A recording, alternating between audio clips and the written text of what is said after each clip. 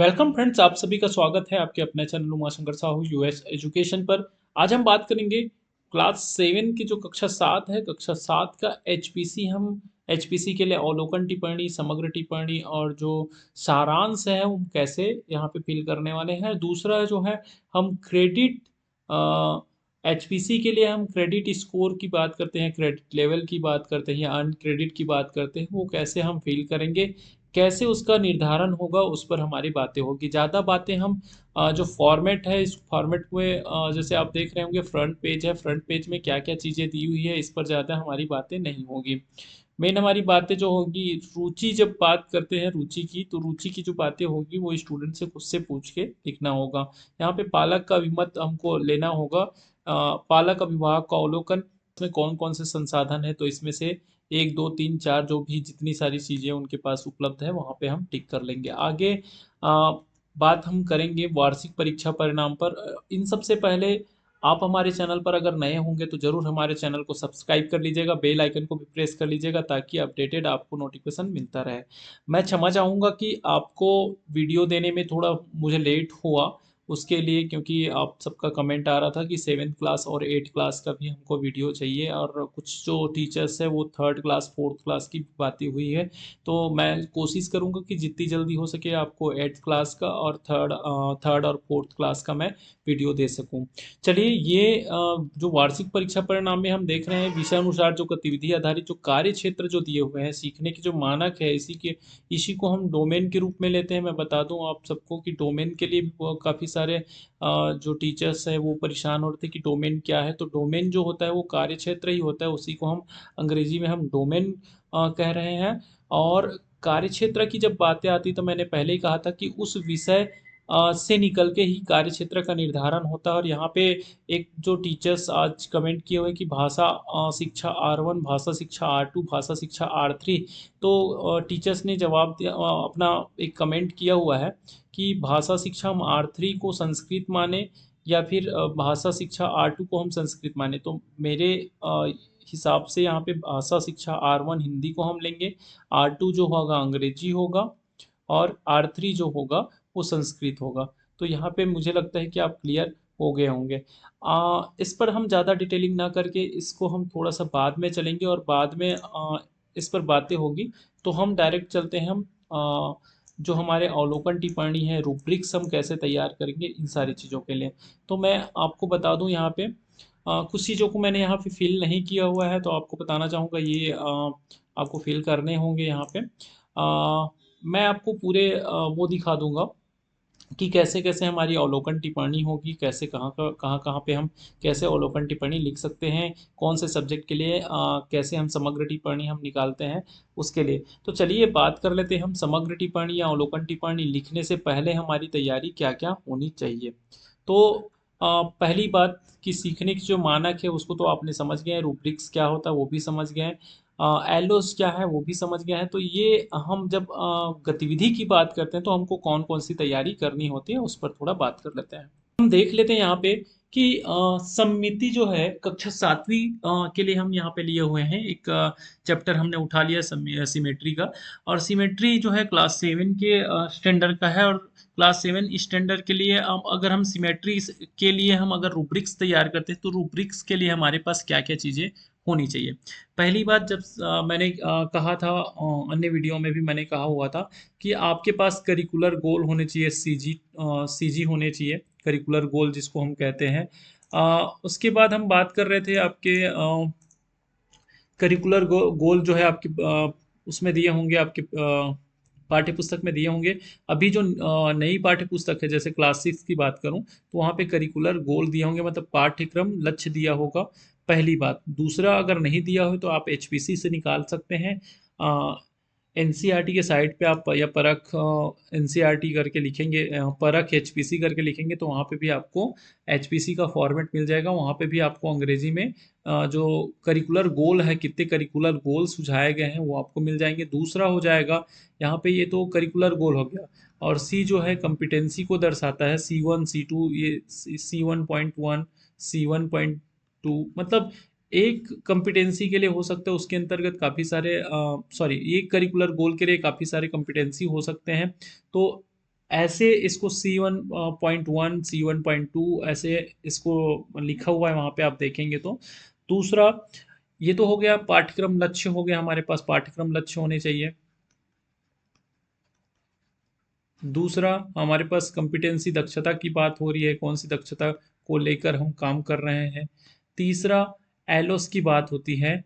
Learning outcomes जो है ना, तो लर्निंग आउटकम की बात होती है। तो ये जो तीनों चीज़ें आपके पास होनी ही चाहिए, है ना। पाठ्यक्रम, जब आप गतिविधि तैयार करते हैं तो पाठ्यक्रम का लक्ष्य होना चाहिए, कौन सी दक्षता को लेकर आप काम कर रहे हैं, और उस गतिविधि को करने के बाद कौन कौन से जो लर्निंग आउटकम है वो बच्चे प्राप्त कर पा रहे हैं, इसको ध्यान में रखकर हम क्या करेंगे, गतिविधि को हम तैयार करेंगे।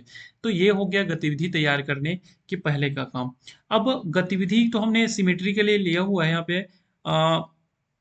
कुछ प्रश्न बनाए हैं, और हमको किस लिए प्रश्न बनाने हैं, ताकि हम रूब्रिक्स का निर्माण हम कर सकें। और रूब्रिक्स क्या है इसके बारे में भी मैंने पहले भी बताया हुआ है, कि एक मानक कह सकते हैं, एक स्टैंडर्ड है जिसके माध्यम से बच्चों का हम आकलन या मूल्यांकन करते हैं। और वो मानक परख क्या करता है, परख के बारे में मैंने एक वीडियो दिया हुआ था, अगर एचपीसी क्या है करके मैं एक वीडियो दिया हुआ था जहाँ पर परख के बारे में बात हुई थी, कि परख क्या करता है।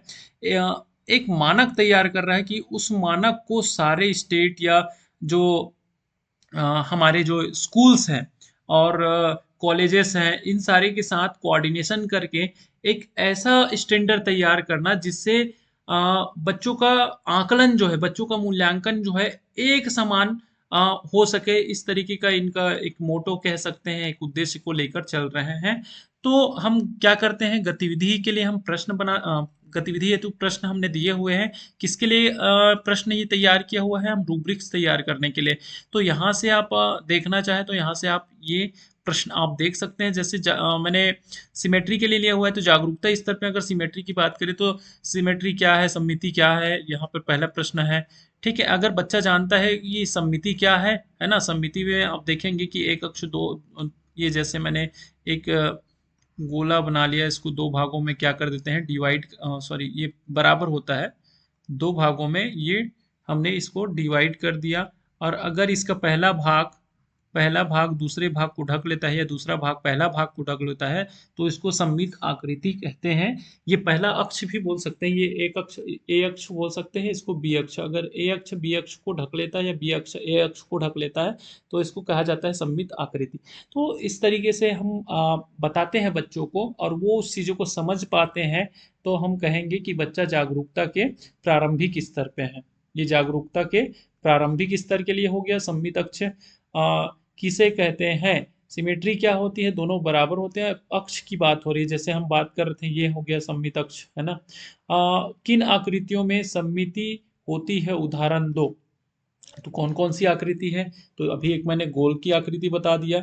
और कई सारे हमारे पास होते हैं, जैसे मैंने समबाहु त्रिभुज की बात करें, समबाहु त्रिभुज की बात करें, जैसे हमने इसको दो भागों में डिवाइड कर दिया। तो इस तरीके से हमारा क्या गतिविधि हेतु प्रश्न यहाँ पे बनाते हैं। रूब्रिक्स की बात करें, जैसे यहाँ पे वर्ग में 4 सममित अक्ष होते हैं, देखेंगे।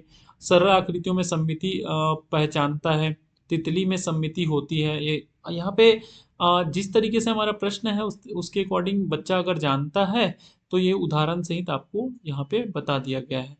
जागरूकता के स्तर पे आप देख पा रहे हैं कि सममिति का अर्थ पहचानता है, दो भाग समान होते हैं, जैसे कि हमने उदाहरण में एक बताया हुआ है। सरल आकृतियों में सममिति पहचानता है। सरल आकृति मतलब हो सकता है कि वो कॉम्प्लिकेटेड ना हो बच्चे के लिए, बहुत ही इजी ड्राइंग रहे, तो उसको देख के, या फिर कोई और आकृति, जैसे हो सकते हैं फूलों की आकृति हो सकती है, और किसी भी आकृति को देखकर, मतलब सरल आकृति होती है, बहुत कठिन नहीं होती, उसको देखकर वो पहचान लेता है। सममिति अक्ष समझाकर बताता है। वर्ग में 4 सममिति अक्ष होते हैं, सिमेट्री की बात हो रही है, तो यहाँ पे पूरी पूरी बातें जो है उसी पर रिलेटेड होगा। और दूसरी बात, जहाँ पर उच्चतर स्तर की बात करते हैं, मध्यम स्तर की बात करें, तो बच्चा कहीं ना कहीं, जब प्रारंभिक स्तर की बात करते हैं तो बच्चा लगभग लगभग 50% कुछ तो जानता ही है।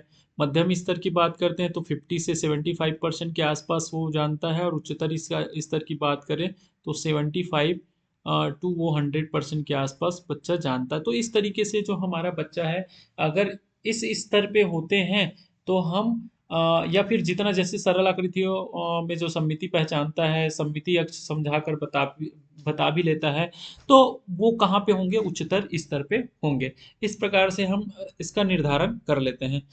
आगे हम देखना चाहें यहाँ पे आसपास की वस्तुएं पहचानता है, फूल में सममिति है, सममिति के उपयोग को समझाता है, इमारतों में सुंदरता के लिए सममिति होती है, सममिति को जीवन से जोड़ता है, या सममिति से संतुलन और सुंदरता बनी रहती है। इस तरीके के उनको अगर जवाब आता है तो बच्चे को उस स्तर पे हम क्या करेंगे? रखेंगे। चलिए अवलोकन टिप्पणी की बात करते हैं, तो सिमेट्री के लिए अगर हम अवलोकन टिप्पणी देखें यहाँ पर, तो अवलोकन टिप्पणी में हमारा जो बच्चा है वो सममिति अक्ष को क्या कर देता है? स्पष्ट समझा पाता है। ये हमारा बच्चा जो है उच्चतर स्तर पे है। दूसरा जो है संवेदनशीलता की अगर बात करते हैं, तो संवेदनशीलता में जो हमारा बच्चा है वो सममिति के उपयोग को समझ रहा है, या आसपास में वस्तु की ये प्रारंभिक स्तर पे संवेदनशीलता में तो आसपास की वस्तुओं में सममिति पहचान रहा है। रचनात्मकता की बात करें तो सममिति आकृति बनाकर दिखा रहा है, या सममित आकृति बनाकर दिखा रहा है, तो ये मध्यम स्तर पे है। तो इस प्रकार से हमारे बच्चों को हमने देखा कि उच्चतर, प्रारंभिक और मध्यम स्तर पे है। तो इसको हम क्या कर लेंगे? हम फीड कर देंगे। जब यहाँ पर हम गणित की बात कर रहे हैं, तो हमारा बच्चा कहाँ था? ये उच्चतर स्तर पे था, यहाँ पे संवेदनशीलता में प्रारंभिक अवस्था में, और यहाँ पर मध्यम अवस्था में था। टिप्पणी को हम वहाँ से उठाकर यहाँ पे लिख लेंगे। हम समग्र टिप्पणी कैसे देंगे? तो समग्र टिप्पणी जो है किस पर आधारित होता है? हमारे जो बच्चे हैं, जो पहले स्तर पे हम देखा, सॉरी, जागरूकता के उसमें देखें तो उच्चतर स्तर पे है, संवेदनशीलता पे देखें तो प्रारंभिक स्तर पे है, और रचनात्मकता में मध्यम स्तर पे है। तो समग्र टिप्पणी भी हमारे इसी के अकॉर्डिंग होगी। तो हमारा बच्चा जो है ओवरऑल अगर हम देखें तो मध्यम स्तर के आसपास है। तो विद्यार्थी जो है सममिति को समझकर आकृतियों को पहचान रहा है तथा अपने विचार व्यक्त कर रहा है। तो इस तरीके से हम देखें हमारा जो बच्चा है वो कहाँ पे है? मध्यम स्तर पे है। चलिए आगे हम बात करेंगे इसी प्रकार से हम अन्य जो जो सब्जेक्ट है उसके लिए। तो ये कक्षा 7 हिंदी की बात कर रहे हैं, और कक्षा 7 हिंदी की अगर हम बात कर रहे हैं तो यहाँ पे जो हमारा कार्य क्षेत्र जो है, पहला कार्य क्षेत्र आपने देखे होंगे, भाषा भाषा शिक्षा R1 की बात यहाँ पे हो जाती है। तो भाषा शिक्षा R1 के लिए अगर हम बात करते हैं तो यहाँ पे हिंदी जो विषय है उससे हम भाषा शिक्षा R1 के जो कार्य क्षेत्र का निर्धारण करते हुए हम क्या किए हैं? कोई नहीं पराया जो पाठ है उसको लिए हुए हैं, और कोई नहीं पराया पाठ से हम कविता का जो भावपूर्ण वाचन भी करेंगे। वाचन करने के बाद कुछ हमारे प्रश्न होंगे गतिविधि के लिए, और उसी के अकॉर्डिंग हम क्या करेंगे? हमारा जो है रूब्रिक्स तैयार होगा। जैसे आप प्रश्न में देख रहे हैं जागरूकता में कि कविता का मुख्य संदेश क्या है? कवि कोई नहीं पराया क्यों कहता है? कविता में किन भेदभाव की बात की गई है? संवेदनशीलता की बात करें तो क्या सभी मनुष्य समान हैं? अगर है तो क्यों है? हमें दूसरों के साथ कैसा व्यवहार करना चाहिए? भेदभाव करना सही है या गलत है? रचनात्मकता की बात आती है कि हम सब एक हैं, पर वाक्य बनाओ, मतलब हम सब एक हैं, स्लोगन है उस पर कोई एक आध वाक्य आपको लगता है तो आप बना सकते हैं। इस तरीके की बातें यहाँ पर हो रही है। चलिए जो शिक्षक मूल्यांकन रूब्रिक्स की हम बात करें तो कविता की पंक्ति पढ़ लेता है ना, कोई नहीं पराया, ठीक, अर्थ समझता है, मतलब सब लोग अपने हैं, पराया नहीं मतलब कोई दूसरा नहीं है, सब अपने ही हैं। उच्चतर स्तर पर बात करेंगे तो संदेश स्पष्ट करता है, जैसे सभी मनुष्य समान है, किसी को या किसी के साथ भेदभाव नहीं करना है। देखिए संवेदनशीलता में यही चीजें कि सही और गलत को पहचानता है। मतलब यहाँ पे संवेदनशीलता की बात करें, मैं हर एक बार कहा हूँ, जागरूकता जो है जानकारी, ज्ञान है ना, संज्ञान को बताता है। संवेदनशीलता जो है भाव, व्यवहार, इस तरीके की जो बातें हैं उसको बताता है। और रचनात्मकता कुछ नए करने की बातों को यहाँ पे, या सृजन सृजन करने की बातों को यहाँ पे बताता है। जैसे अच्छा व्यवहार बताता है, मतलब सबसे प्रेम से रहना चाहिए, जीवन से जोड़ता है, हमें सबको बराबर मानना चाहिए, इस तरीके की बातें यहाँ पर बताई गई। तो ये रूब्रिक्स हमारा तैयार है, और रूब्रिक्स के बाद हम क्या करते हैं? अवलोकन टिप्पणी की ओर चलते हैं कि हमारा बच्चा कहाँ पे और कैसा है। जैसे स्वयं नारा या विचार बनाता है, ना कोई बड़ा ना कोई छोटा, सब एक समान है, इस तरीके से स्लोगन तैयार करने के लिए प्रश्न में पूछा गया है। अवलोकन टिप्पणी की बात करें तो हमारा जो बच्चा है अवलोकन टिप्पणी में उच्चतर स्तर पर है, संदेश स्पष्ट रूप से व्यक्त कर पाता है। यहाँ पर हम देखें संवेदनशीलता में कि अच्छे व्यवहार की समझ दिखा रहा है, और रचनात्मकता की बात करें तो नए वाक्य बना पाता है। तो हमारा जो बच्चा है जो है उच्चतर मध्यम मध्यम स्तर पर है। और समग्र टिप्पणी की बात करें तो कहीं ना कहीं हमारा बच्चा जो है मध्यम और उच्चतर के बीच में है। तो विद्यार्थी जो है समानता और मानवता के संदेश को समझकर आत्मविश्वास से प्रस्तुत कर रहा है, या फिर विद्यार्थी कविता का अर्थ समझकर अपने विचार व्यक्त कर रहा है, तो हम मध्यम स्तर का, क्योंकि ये जो है विद्यार्थी जो समानता मानवता के संदेश को समझकर आत्मविश्वास से प्रस्तुत कर रहा है, कहीं ना कहीं वहाँ पे थोड़े से उन झिझक रहे हैं, तो हम क्या करेंगे, मध्यम स्तर का जो हमारा समग्र टिप्पणी है कि विद्यार्थी कविता का अर्थ समझकर अपने विचार व्यक्त कर रहा है, क्योंकि जिस स्तर के बच्चे हैं उस स्तर पर हमको क्या करने होंगे, यहाँ पे टिक करने होंगे। यहाँ पर जिस गतिविधि की बात कर रहे हैं, जिस कार्य क्षेत्र की बात कर रहे हैं, तो ये कार्य क्षेत्र विज्ञान के कार्य क्षेत्र से जुड़ी है। और विज्ञान के कार्य क्षेत्र जो है कहाँ से, कौन से सब्जेक्ट से लिया जाएगा, विज्ञान की जो विषय है वहाँ से लिया जाएगा। और यहाँ पे कौन से टॉपिक पर हम बात करें, कौन सी गतिविधि पर बात करें, तो यहाँ पे पाठ का जो नाम है वो क्या है, सजीवों में पोषण।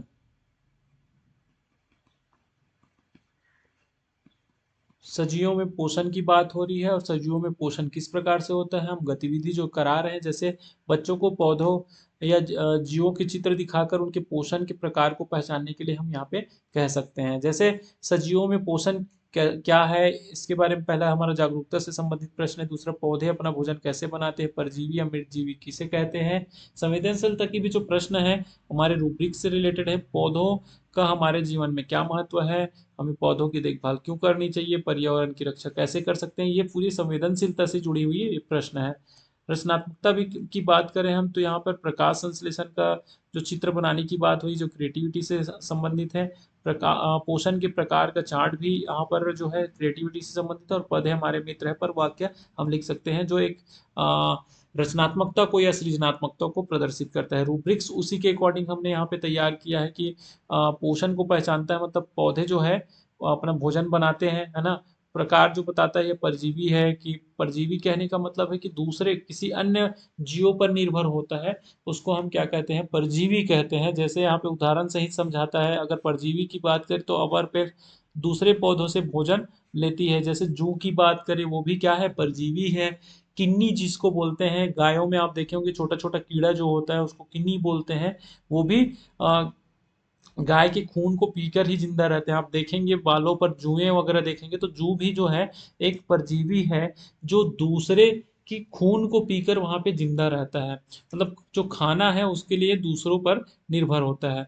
संवेदनशीलता के देख पाए हैं कि यहाँ पे महत्व बताता है, पौधे जरूरी है, क्यों जरूरी है, ये उसकी बातों को, ये पौधे जब तक है तब तक हम अभी जिंदा है, शुद्ध हम हवा ले पा रहे हैं, बारिश भी होता है, तो कहीं ना कहीं उससे ये संबंधित है ना। भूमि का क्षराव कम होता है, इस तरीके से अगर बता पाता है, देखभाल बताता है, जैसे हमें पौधे लगाना चाहिए, पौधे लगाना चाहिए किस लिए लगाना चाहिए, कि उनके बेनिफिट यहाँ को जो बच्चे हैं उनको पता होना चाहिए। यहाँ पे जिम्मेदारी दिखाता है, किसके लिए जिम्मेदारी दिखा है, जैसे पर्यावरण की रक्षा करनी चाहिए, पेड़ नहीं काटने चाहिए, अधिकाधिक हमको पेड़ लगाने चाहिए, है ना, इस तरीके की बातें।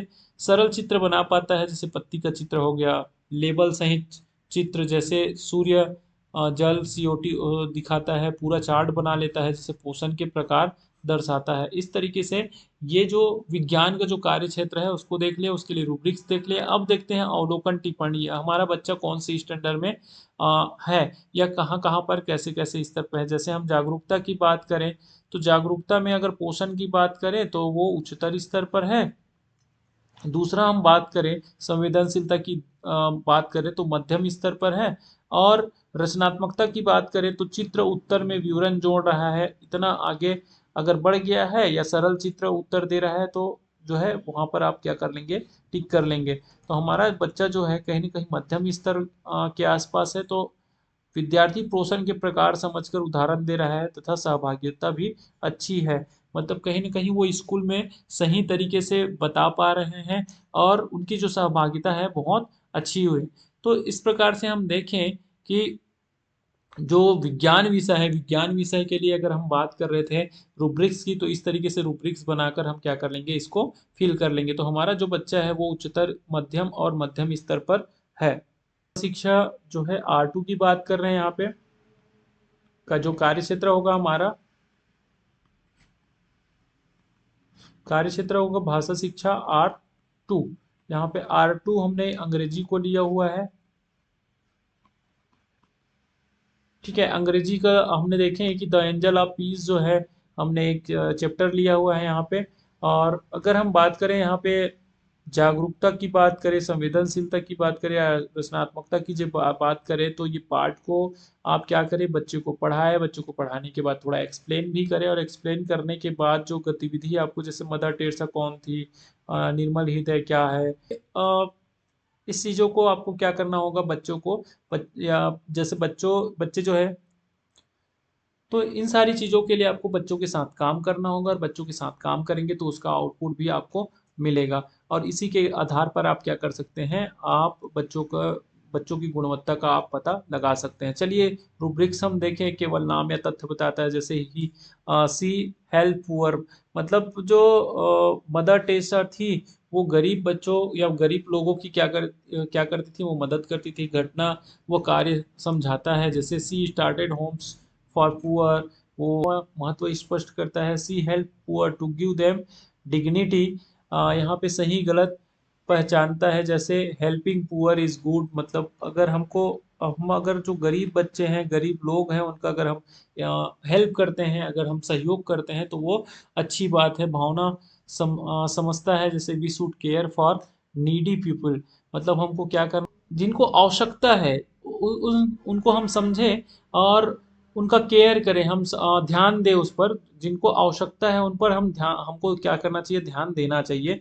जीवन से जोड़ता है, I help poor by giving food clothes, मतलब क्या करता है खुद से, मतलब वो अपने बारे में बता रहा है बच्चा कि मैं क्या करता हूँ, मैं खुद सहायता करता हूँ, या किसी को, या तो फूड या खाना की बात हो रही है, या फिर कपड़े की बात हो रही है ना, छोटे वाक्य बोलता है। तो इस तरीके से हमारा ये रूब्रिक्स रहा। अवलोकन टिप्पणी की बात करें तो अंग्रेजी सब्जेक्ट जो है, कई बच्चे जो है ज़्यादा इंटरेस्ट लेते हैं, और कई बच्चे थोड़ा अंग्रेजी सब्जेक्ट में ज़्यादा इंटरेस्ट नहीं लेते हैं, तो पाठ समझकर उत्तर हमारा बच्चा जो दे रहा है।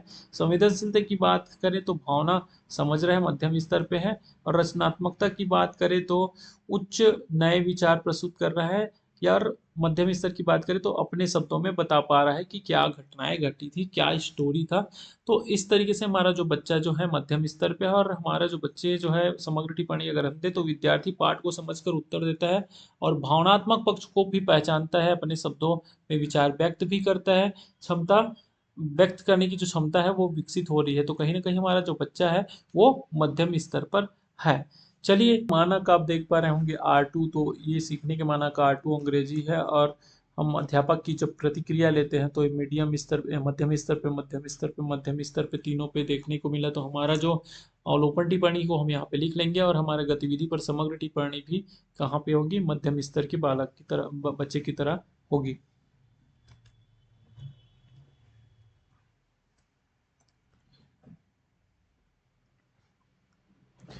चलिए, हमारा नेक्स्ट जो कार्य क्षेत्र है वो सामाजिक अध्ययन के लिए है, और यहाँ पे कक्षा 7 की जो सामाजिक विज्ञान की जो प्रश्न है।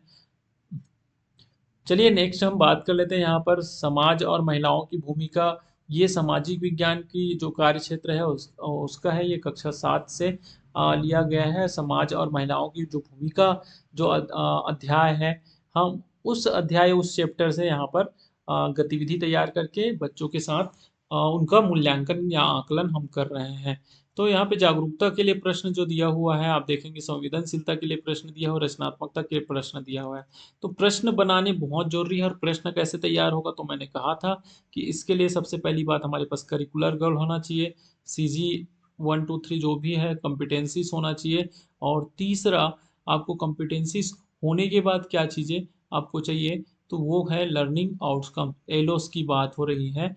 तो ये तीनों चीज़ों को हम ध्यान में रखकर ही क्या करेंगे, हम गतिविधियों का निर्माण करेंगे।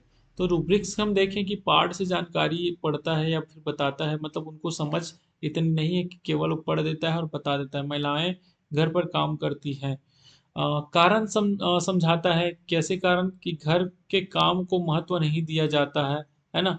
उच्चतर स्तर की बात करें तो विश्लेषण करता है कि समाज में लैंगिक असमानता के कारण यह अंतर है। उच्चतर स्तर की हम देखते हैं, थोड़ा सा बात करते हैं यहाँ पे, समाज में लैंगिक असमानता के कारण यह अंतर है। संवेदनशीलता में भी सही गलत पहचानता है, जैसे महिलाओं के साथ हमको भेदभाव करना जो है गलत है, समानता की बात करता है, जैसे सबको बराबर और सम्मान मिलना चाहिए, हमें घर और समाज का व्यवहार करना चाहिए। तो ये जो है हमारे आपके सामाजिक विज्ञान के मूल्यांकन रूब्रिक्स। अब हम बात कर लेते हैं अवलोकन टिप्पणी की। हमारा जो बच्चा है वो कौन से स्टेज में है, कौन से हमारी जो योग्यता है उसकी कौन सी स्टेज पे है। तो हमारे जो बच्चा है सामाजिक कारणों का विश्लेषण कर पा रहा है, थोड़ा सा सामाजिक कारणों का विश्लेषण नहीं कर पा रहा है। संवेदनशीलता की बात करें तो अपने व्यवहार में समानता के विचार जोड़ रहा है। मध्यम स्तर की बात करें तो समानता और सम्मान की समझ दिखा रहा है मध्यम स्तर पे। और यहाँ रचनात्मकता की बात करें तो रचनात्मकता नारे समाधान दे रहा है, सामान्य वाक्य लिख रहा है। या फिर उच्चतर माध्यम में देखेंगे तो रचनात्मकता नारे समाधान दे रहा है। तो इस तरीके से हमारा जो बच्चा है यहाँ पे कहाँ पे होगा, यहाँ पे रचनात्मकता की अगर बात करें तो रचनात्मकता पे मध्यम स्तर पर होगा। तो हमारा अगर हम ओवरऑल देखें तो हमारा जो बच्चा है वो मध्यम स्तर पे है। तो और समग्र टिप्पणी जो होगी उसी के अकॉर्डिंग होगी। तो विद्यार्थी सामाजिक मुद्दों को समझकर अपने विचार व्यक्त कर रहा है। ये जो है धीरे धीरे क्या होते जाता है, समझ धीरे धीरे डेवलप होते जाएगा, तो उतना अच्छा आप इस पर कमेंट कर सकते हैं। बात कर लेते हैं हम R3 की बात कर लेते हैं। R3 मीन्स हम यहाँ पे R3 की जब बात कर रहे हैं तो हम संस्कृत विषय की बात कर रहे हैं।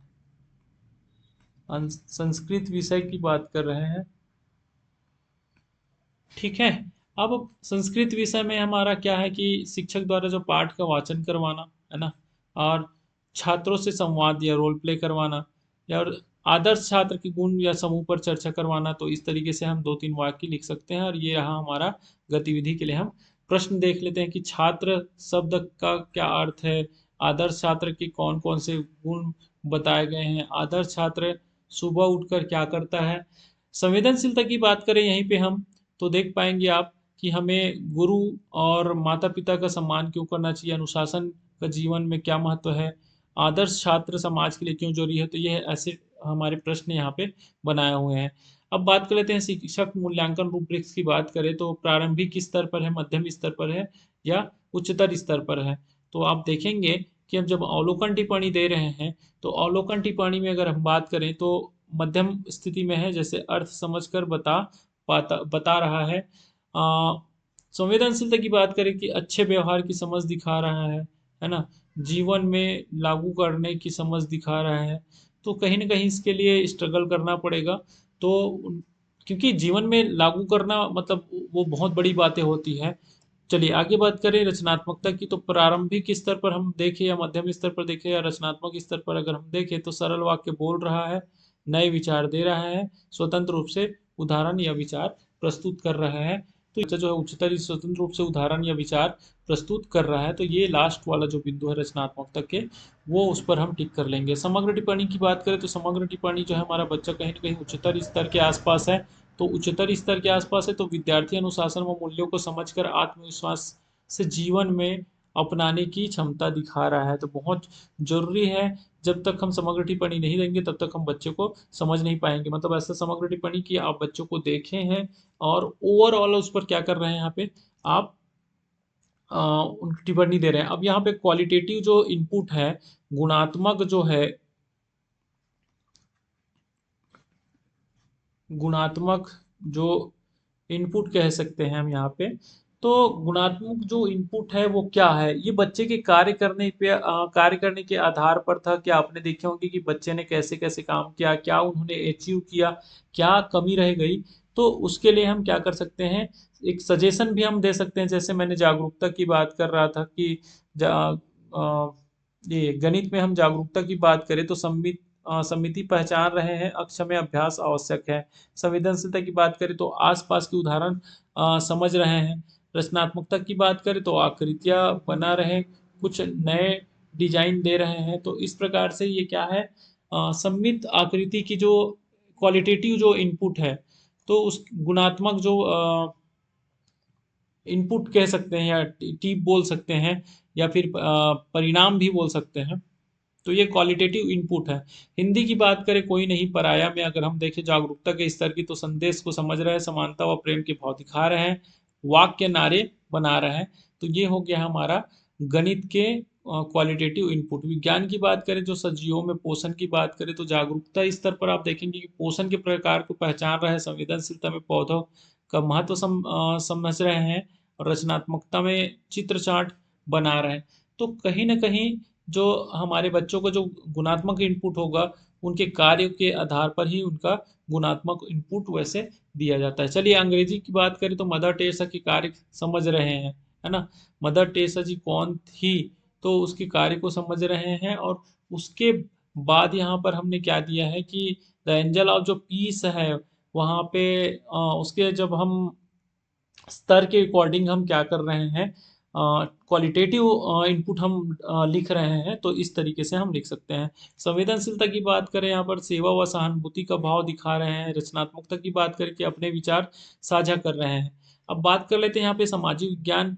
तो सामाजिक ज्ञान में जो महिलाओं की जो भूमिका है, महिलाओं की भूमिका पर इस पाठ में बात हुई, तो भूमिकाएं पहचान रहे हैं, समानता का भाव दिखा रहे हैं, नारे विचार दे रहे हैं।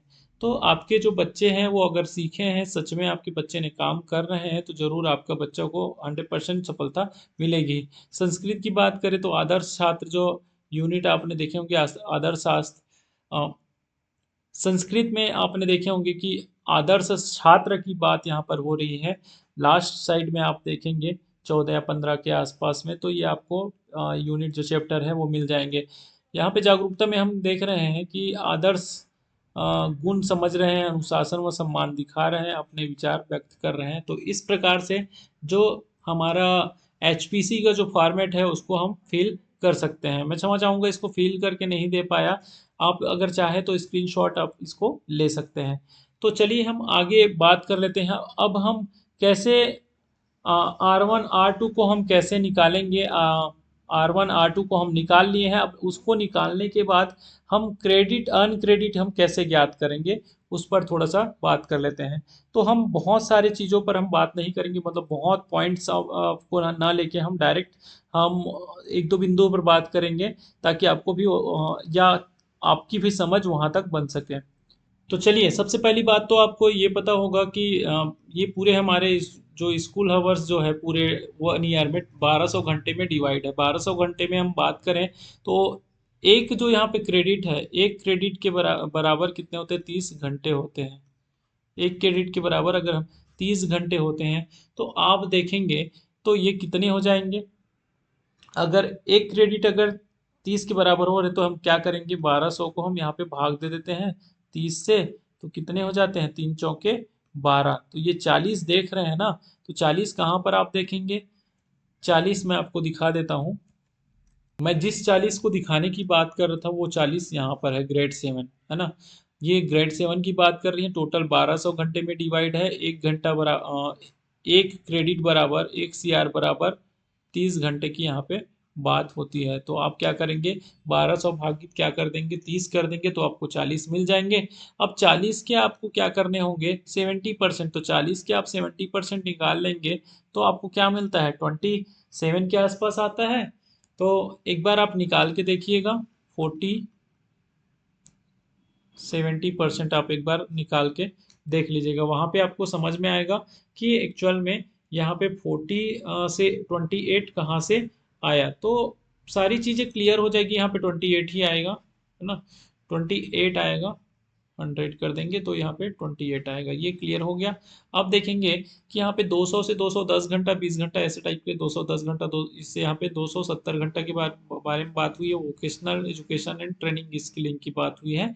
तो इसीलिए जो है 30% को यहाँ पे नहीं वो किया गया है, क्योंकि हम जब थ्योरी में बात करते हैं, तो हम थ्योरी में बात करेंगे। किसी सर का कमेंट आया हुआ था कि 70% क्यों लिया जा रहा है, तो 70% इसलिए क्योंकि यहाँ पे वोकेशनल एजुकेशन एंड ट्रेनिंग को शामिल किया, या वोकेशनल टीचिंग को शामिल किया गया है, जहाँ पर बच्चे जो है अपने स्किल को बढ़ाकर क्या कर सकते हैं, उसके माध्यम से अपनी या उसको जीविकोपार्जन का एक साधन बना सकते हैं।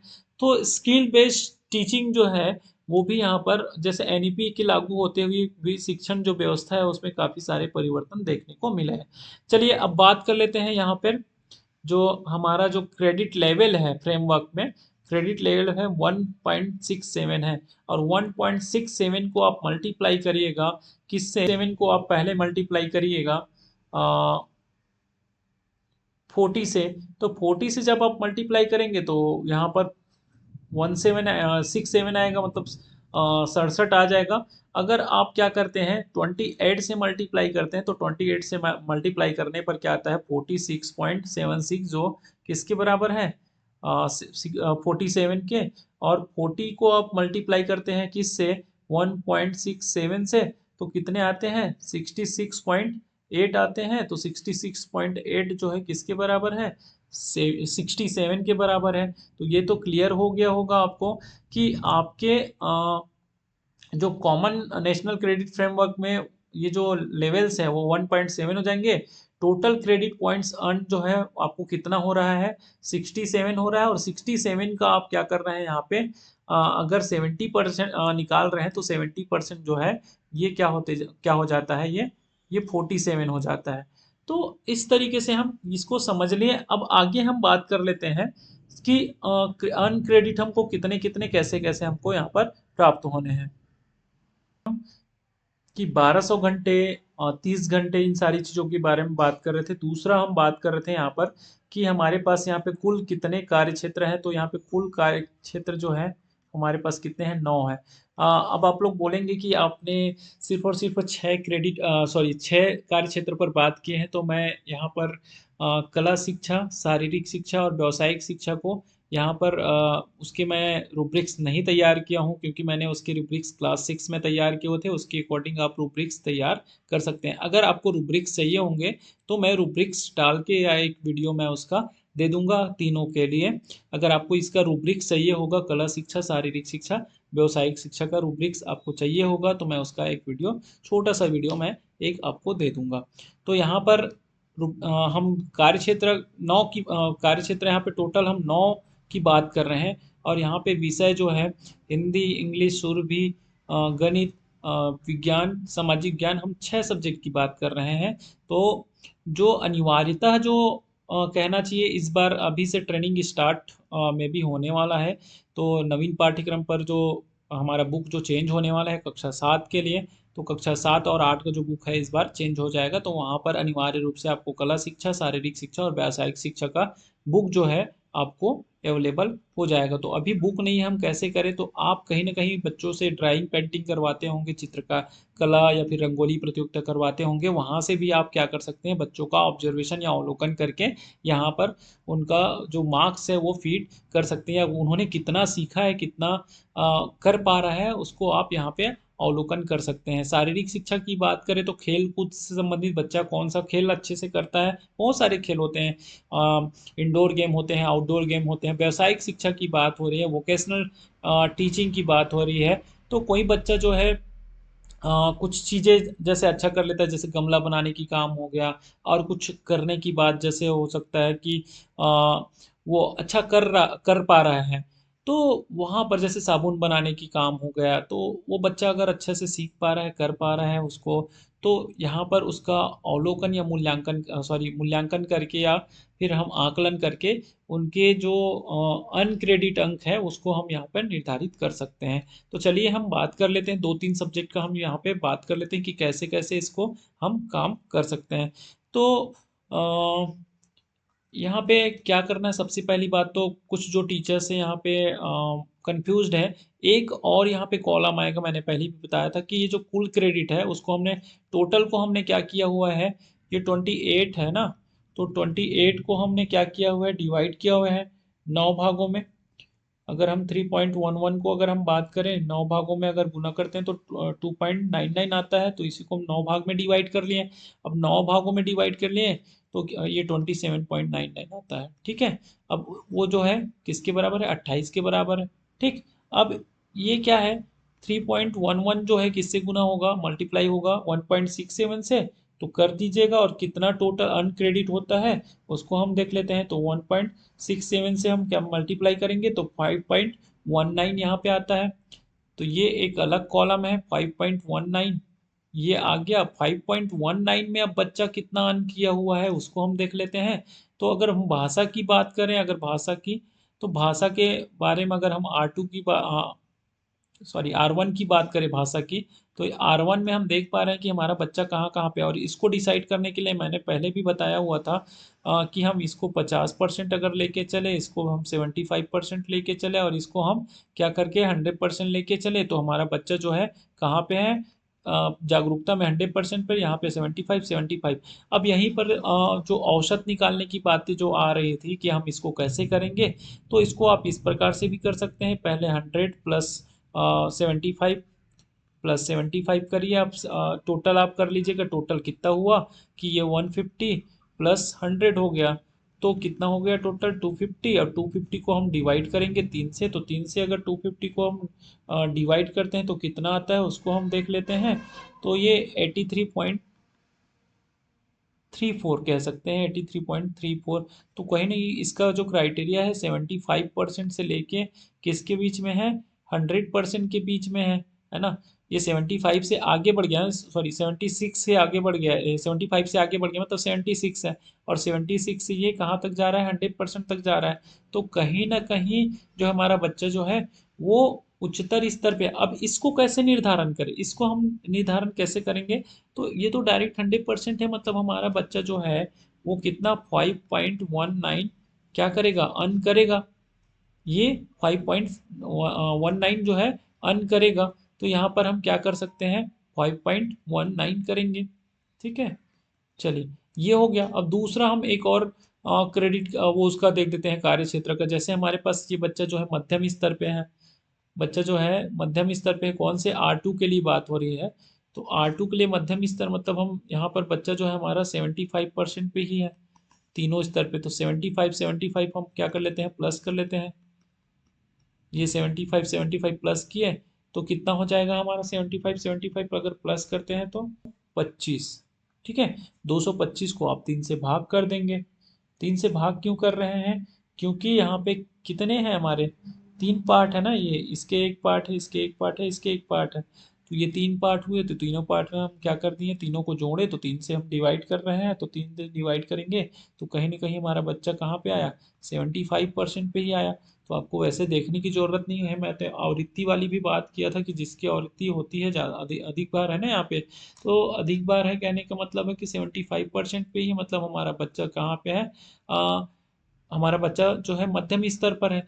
और मध्यम स्तर पर है तो इसको कैसे ज्ञात कर सकते हैं, तो इसको ज्ञात करने के लिए क्या करना पड़ेगा आपको, इसको ज्ञात करने के लिए 5.19 से मल्टीप्लाई करना पड़ेगा, या तो 0.75 से आप मल्टीप्लाई करें, है ना, तो आपको उत्तर मिलेगा।